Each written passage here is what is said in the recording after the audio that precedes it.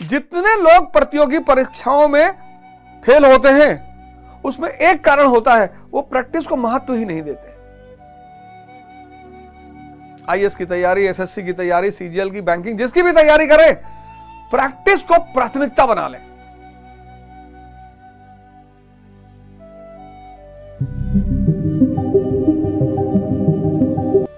अब प्रैक्टिस का क्या महत्व है? प्रैक्टिस का महत्व यह है, टूथ ब्रश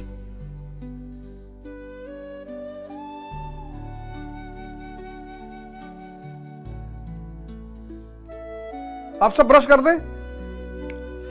आमतौर पे हम सब दाहिने हाथ का इस्तेमाल करते हैं, तो दाहिने हाथ से जब आप ब्रश करते देखिए कितने स्पीड में करते हैं, खट खट खट खट खट खट खट खट, खत्म। आज शाम को या कल सुबह जब करें तो बाएं हाथ से करने की कोशिश करें। अगर बाएं से रेगुलर करते हैं तो दाहिने से कर ले, बाएं हाथ से स्पीड एकदम कम हो जाएगी, ब्रश चलेगा ही नहीं।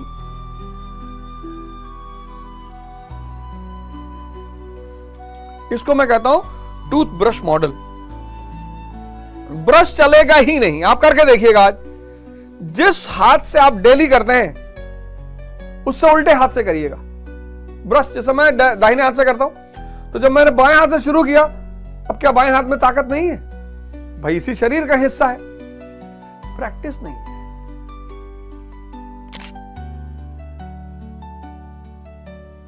बहुत बड़ा महत्व है प्रैक्टिस का। जितने लोग प्रतियोगी परीक्षाओं में फेल होते हैं उसमें एक कारण होता है, वो प्रैक्टिस को महत्व ही नहीं देते। आईएएस की तैयारी, एसएससी की तैयारी, सीजीएल की, बैंकिंग, जिसकी भी तैयारी करें, प्रैक्टिस को प्राथमिकता बना लें।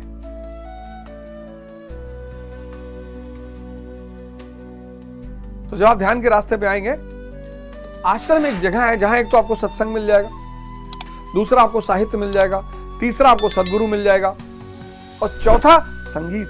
ये चारों मित्र आपको वहीं मिलेंगे। आश्रम में आपको 4 मित्र मिलेंगे। गुरु तो मिलेगा ही, साहित्य मिलेगा आपको,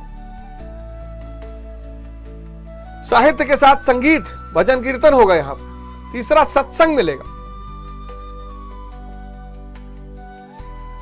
और सद्गुरु तो खैर आश्रम में है ही है, तो वो तो आपको खैर मिलेंगे ही मिलेंगे। और यहां पर प्रैक्टिस होगी। कम से कम 15 दिन का प्लान बनाइए, तो जो हृदय विदीर्णता पैदा होगी, घबराहट पैदा होगी, परेशानी पैदा होगी, वो दूर होगी, और फिर आप इस रास्ते पर आगे चल सकेंगे। 4 मित्र मिलते हैं आश्रम में, 4, और ये 4 मित्र बड़े काम के मित्र हैं, बहुत उपयोगी मित्र हैं। तो आपको ये 4 मित्र वहां मिलेंगे और ये आपको जीवन पर्यंत काम आएंगे। ये तो रहा 19वां श्लोक। 20वां श्लोक 20-21 एक साथ करेंगे। अथ व्यवस्थिता दृष्ट्वा धृतराष्ट्रां कपिध्वजा प्रवृत्ते शस्त्र संपाते धनुरुद्धम्य पांडवा हृषिकेशम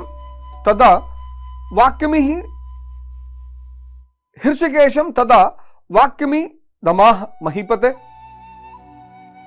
अर्जुन उवाच सेनयारु भयोर्मध्ये रथम स्थापय में अच्युत।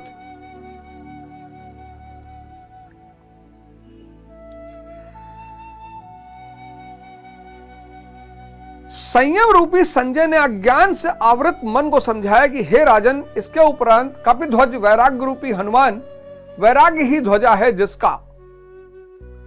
अब यह बड़ी प्यारी कहानी है। अब यह बड़ी प्यारी कहानी है। वैराग्य, एक हनुमान जी की एंट्री हो गई महाभारत में।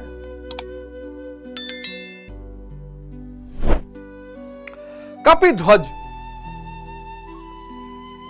कपि का शाब्दिक अर्थ है बंदर। तो हनुमान जी ध्वज के रूप में अर्जुन के रथ पर सवार है। अब कहानी, अब सवाल यहां पे उठा कि महाभारत में हनुमान जी कहां पहुंच गए, इनकी एंट्री क्यों हो गई, कैसे हो गई? तो तो कहानी एक ये है कि अर्जुन ने एक बार श्री कृष्ण से कहा कि प्रभु, अगर मैं रहा होता ना श्री राम जी के काल में, तो धनुष बाण से ही पुल बना दिया होता लंका पे। लंका जाने के लिए जो पुल की जरूरत थी वो मैं धनुष बाण से ही बना दिया होता। श्री कृष्ण ने कहा, अच्छा तुम तो बड़ा काबिल आदमी हो यार। मैं की एक बहुत बड़ी कमी है, वो अपने आप को दिखाना चाहता है, और भगवान की एक बहुत बड़ी विशेषता है, दिखाना ही नहीं चाहता। जो फकीर आप संतों को देखते हो ना, ये क्या दिखाएं, इतना विराट अस्तित्व को प्राप्त कर चुके हैं। जो भी दिखा रहा है वो छोटा है, जो भी दिखाने की कोशिश कर रहा है, जो भी, वो अंदर से छोटा है। क्योंकि विराट को अपने आप को दिखाने की जरूरत ही नहीं। तुम्हारी औकात है तो देख लो, उसको देखना ही तो बड़ी बात है। और एक बार दिखाई पड़ गया,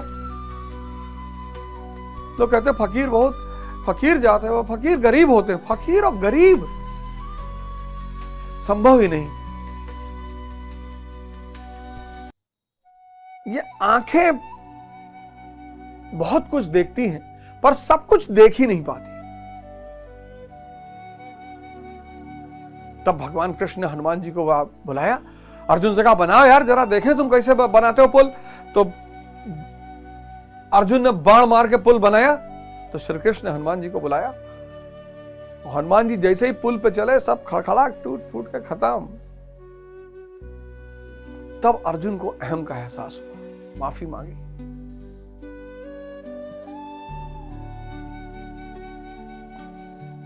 माफी मांगी और हनुमान जी ने कहा कि जाओ, जब कभी भी युद्ध होगा तो मैं ध्वजा के रूप में तुम्हारे रथ पे तैयार रहूंगा। ध्वजा, फ्लैग, ध्वजा,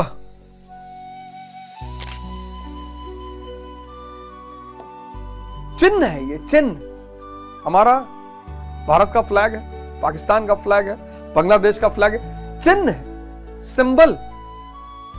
और हनुमान जी किसके सिंबल है? वैराग्य के।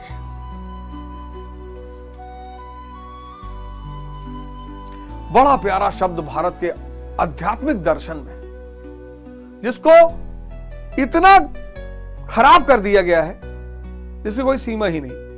कुछ शब्दों को हमारे यहां ऐसा खराब कर दिया गया, ऐसा, उसमें से एक शब्द है सन्यासी। अरे भैया सन्यासी हो जिए तो घर छोड़ दे हैं, घर छोड़ के चला जिए, महतारी बाप का छोड़ के चला जिए। ऐसा थोड़ी है,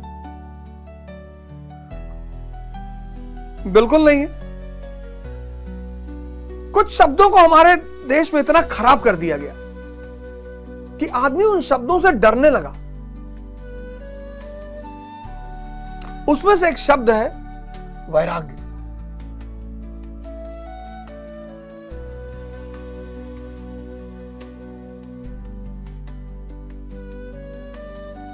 बड़ा प्यारा शब्द। अब मैं आपको यहां पे एक और मॉडल दूंगा, दुबई बर्चर मॉडल।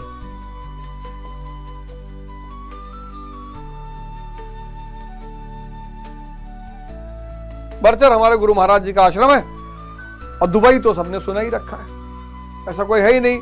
आप में से बहुत सारे लोग गए भी होंगे, और नहीं गए हैं तो आपने नाम तो सुना ही होगा, दुबई बर्चर मॉडल। अब ये दुबई बर्चर मॉडल में क्या है कि दुबई जाने की इच्छा सबकी है,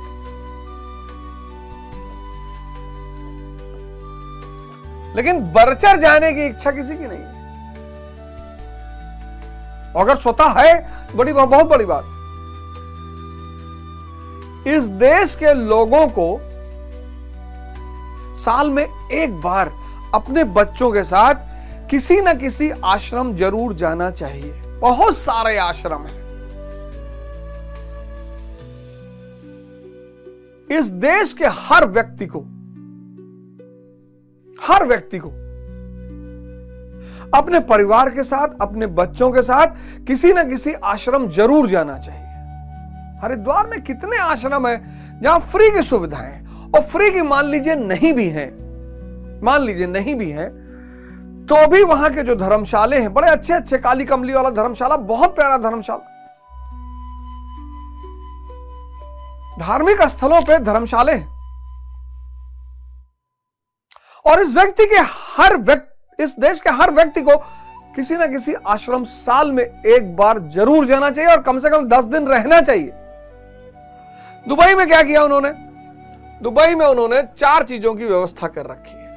एक, एडवेंचर की, दूसरा सेक्स की, तीसरा नशे की, और चौथा शो, जिसको हम भारत में मूवी कहते हैं। देखिएगा क्यों दुबई लोग जाना पसंद करते हैं और क्यों लोग बर्चर जाना पसंद नहीं करते, और इसका वैराग्य से क्या लेना देना है। दुबई में एक है एडवेंचर, दूसरा है सेक्स, तीसरा है नशा, और चौथा है शो या मूवी। बेली डांस का शो होता है वहां के कैंपों में। हाँ, अच्छी चीजें हैं, लेकिन आखिर ऐसा क्या है कि बहुसंख्यक मेजॉरिटी लोगों को दुबई जाना है और यहां खर्चा होगा बहुत पैमाने पर धन। उसके बिना तो कोई आपको एंटर नहीं करने देगा, मारे आप अलग से जाओगे।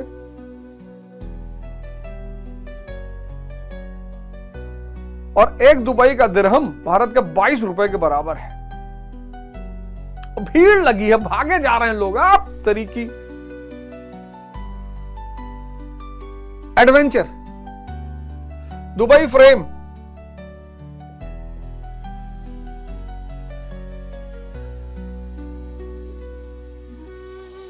बहुत बड़ी बिल्डिंग है।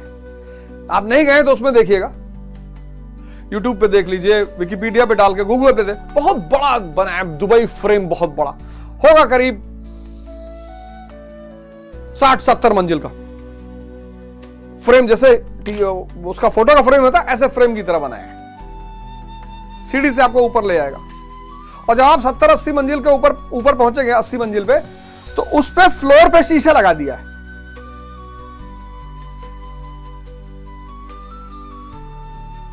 अब 70 मंजिल पे शीशे पे खड़े होकर जो आदमी नीचे देखेगा, उसका मन तुरंत रुक जाएगा, तुरंत।